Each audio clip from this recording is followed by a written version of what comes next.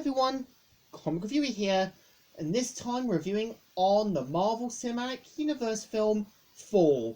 Now, as you know, Thor is a 2011 superhero film that was meant to be based on the iconic Marvel character of the same name.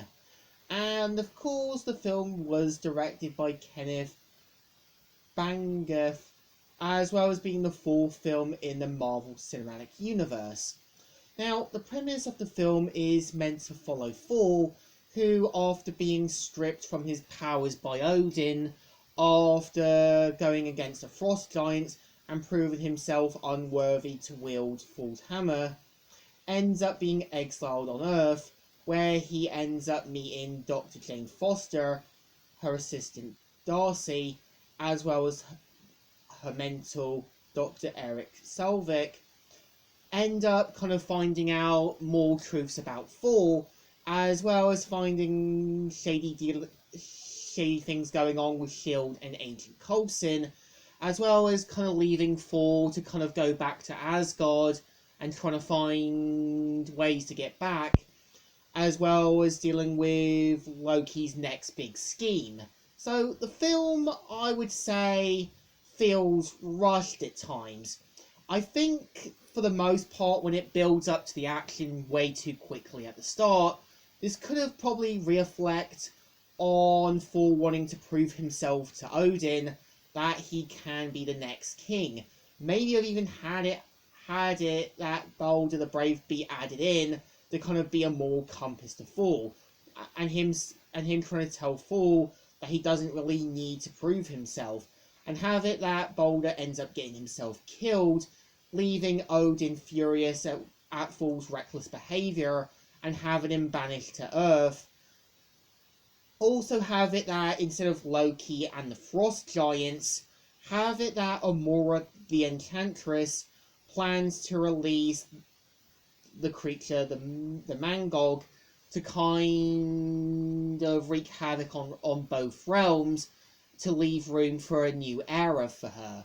And even have it that she believes that Thor is destined to be king, and even have it that Loki starts off as a good guy, but then at the end credits have it revealed that he's being met by an unknown entity to promise him a title for his own. But I think that at the same time, I think the film really does build up Thor well. Like, he starts off as a bit cocky, self-assured, arrogant, but over time learns to become a better person, and at the same time learns to not be hot-headed or impulsive, which I think really does kind of show a bit more of a development with Thor.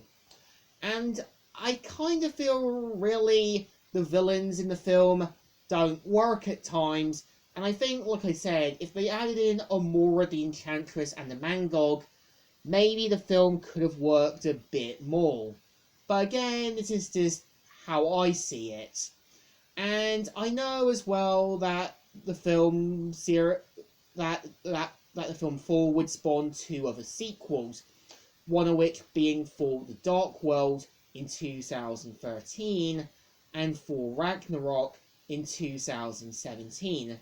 And I know there is going to be a fourth one called Thor Love and Thunder, which is obviously going to have Jane Foster become the female version of Thor, and kind of going through the same thing like in the comics, getting cancer, ends up taking the mantle of Thor, and so on.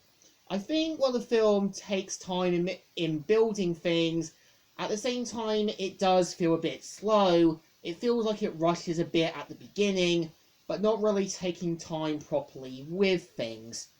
So I think the film deserves a thumbs in the middle.